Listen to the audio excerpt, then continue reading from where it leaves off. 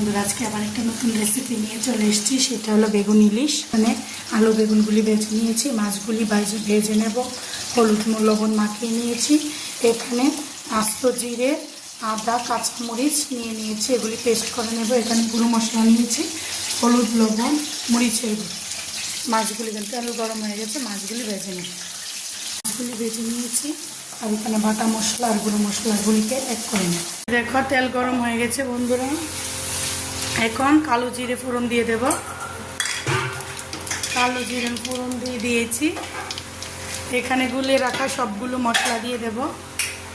জিরে বাটা, মরিচ বাটা, হলুদ, লবণ, মরিচের গুঁড়ো, আদা বাটা সবটাই দিয়ে দিয়েছি। এখন মশলাগুলোকে কষিয়ে নেব। দেখো কষিয়ে নিচ্ছি।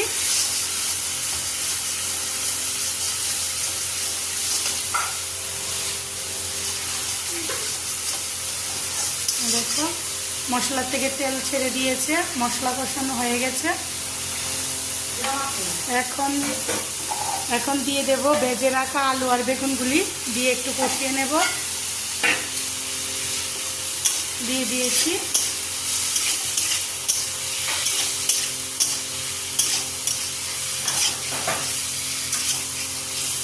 ভেজে রাখা আলু বেগুনগুলি দিয়েছি, একটু কষানো হয়ে যাক, তারপর আবার তোমাদেরকে দেখাবো।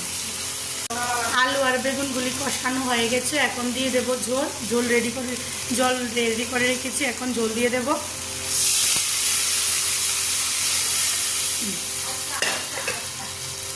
জল দিয়ে দিয়েছি। এখন জলটা ফুটুক। জল ফুটে গেলে ভেজে রাখা মাছগুলি, ইলিশ মাছগুলি দিয়ে দেব। আলু বেগুনের জলটা ফুটুক, তারপর জল ফুটলে আবার তোমাদেরকে দেখাবো। দেখো বন্ধুরা, এখানে আলু বেগুনের ঝোলটা ফুটে গিয়েছে। এখন ইলিশ মাছগুলি দিয়ে দেব। দেখো ইলিশ মাছগুলি ঝোলে দিয়ে দিয়েছি।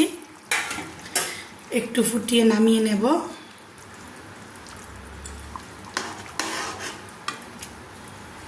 তোমরাও এভাবে বাড়িতে একটা সিম্পল পদ্ধতিতে, খুব সহজ পদ্ধতিতে এভাবে ইলিশ মাছ বেগুন আলু দিয়ে ঝোল বানিয়ে খাবে, দেখবে তোমাদের খুব ভালো লেগেছে। এখানে বেশি কিছু মশলা লাগেনি, একটু আদা বাটা, একটু জিরে বাটা, একটু মরিচ বাটা, হলুদ, লবণ।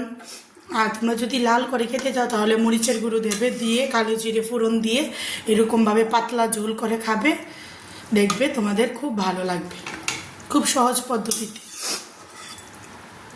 হয়ে গেছে আমার ইলিশ মাছ। এখন ঝোলটা ফুটে গেলে আমি নামিয়ে নেব। ঝোলটা ফুটে গেলে নামিয়ে নেব।